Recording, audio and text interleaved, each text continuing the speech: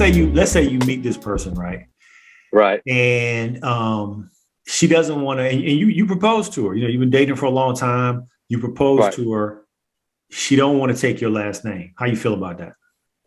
Man, I'm an old school cat, man. I'm an old school dude, and Mm-hmm. I have an issue with that. I really would, even though I respect the modern day era of women's thinking, and I respect that to the ultimate. But I want you to take my name. I want to if you want to have kids, I want my son to have my name. I know that may be another issue to work out in a whole Right. different level. But I'm old school. I like that. I like that last name change. Mm-hmm. It seems like it's kind of a unity thing. I mean, Right. if you're a movie star or something like that, movie stars keep their their chosen names. Right. For, Right. for certain What reasons. I'm But saying, what happens is she's like so established. She the VP of Popeyes or something. I don't know. right, And, right, and right. she's established her last name, and she doesn't really want to change that. I mean, she could do the hyphen Lowry thing, but Yeah, she really doesn't want to necessarily change that. Would you respect that? I would. I mean, I well, would. okay. If she's the VP of Popeyes, I'd like to hit this baby. Let's make it extra spicy, extra crispy. How about that extra name on the end? That Right. Lowry. Put that Lowry on the name, and then put some of that extra sweet sour sauce on that bad boy. Put some hot sauce on that name and keep it spicy. Right. But Right. that Right. that helps, man. I mean, that helps. I think that brings people together. I know it's a lot of work for the ladies, of course, having to change Mm-hmm. their checking account or trying to change all the names and passports and all that. It's more work for them. The Right. onus is really on them. But Right. I think that's what you bring to the marriage. You commit to that relationship. You commit Mm-hmm. to that togetherness. I think that's a part of it. I just call me the traditional Tom, if you No, there's will. nothing. There's nothing wrong with that. There's nothing wrong with that. Yeah, So let's yeah. so let's say our Popeyes situation here is going on. You married a VP of Popeyes, but Right. Popeyes is headquartered in New Orleans or somewhere. I don't know where Popeyes is headquartered, I think it but is. it's I think it away is. from you. Would you Right. be okay, Mark Lowry, with a long distance relationship? And how do you handle a Wow. long distance relationship? Handling relationships like that are always difficult on both parties, of course, unless you're so casual you don't really mind it. But Mm-hmm. I think in the end, I think you have to be able to be willing to make the sacrifice, especially if you think the relationship's going somewhere. You have to be considering that move. And I mean, New Orleans as an example is not a bad place. You know about the spot. It's not a Right. bad place. So you have to consider that if she's in like you know What difference Idaho, does it Boise, it Idaho. make if she's in Timbuktu or if she's It, in New York? You yeah, well, you she's you in should like be on the Siberia. first train. You should be on the first train out of That thing's there every the weekend. love has no limits on Amtrak, huh? That's If right. she's in like she's in Siberia or something like that, we're gonna have to talk about that. We have Right. to discuss that issue. I mean, there's a little Right. little Frio in there, but that's the sacrifice we both have to make and have to Yeah. talk about. And I'm willing to do that, especially in a long distance relationship, just to try it out.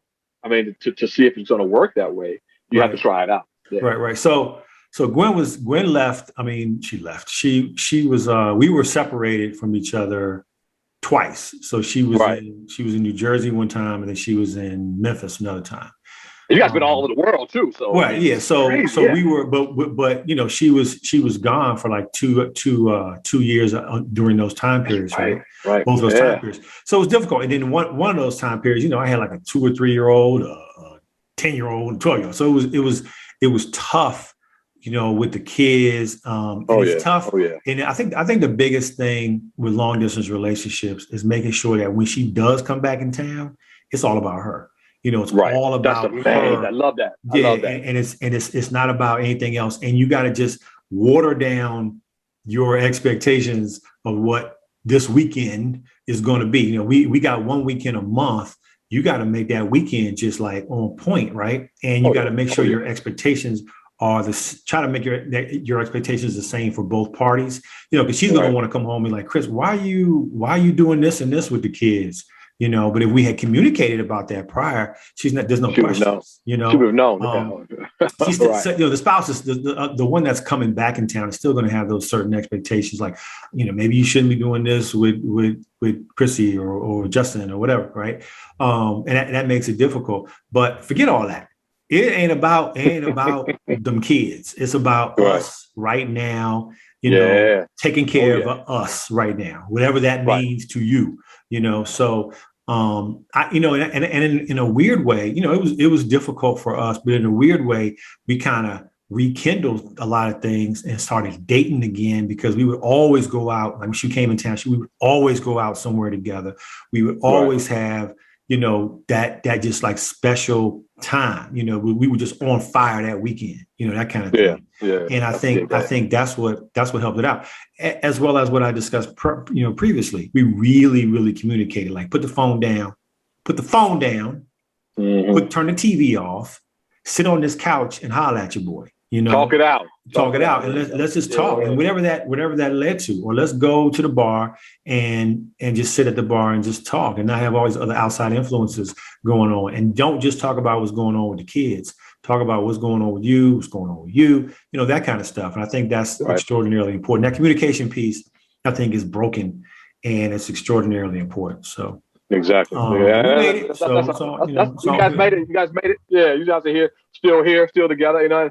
That bodes well for people who are struggling in relationships, and like you said, who need advice about that. Mm-hmm. And that's to me, that's kind of like an easy fix. I mean, that's just two people who are on the same page, talking it out, hashing it out, whatever, and keeping that communication line open. And that's why relationships like yours work, man. Right. And it's a lot of effort. It's a lot of effort too, because like, for instance, one weekend she may just say, I just don't feel like hopping on the plane. I just don't feel like driving, that kind of thing. So it's a lot of effort involved in both sides to continue to make this thing work.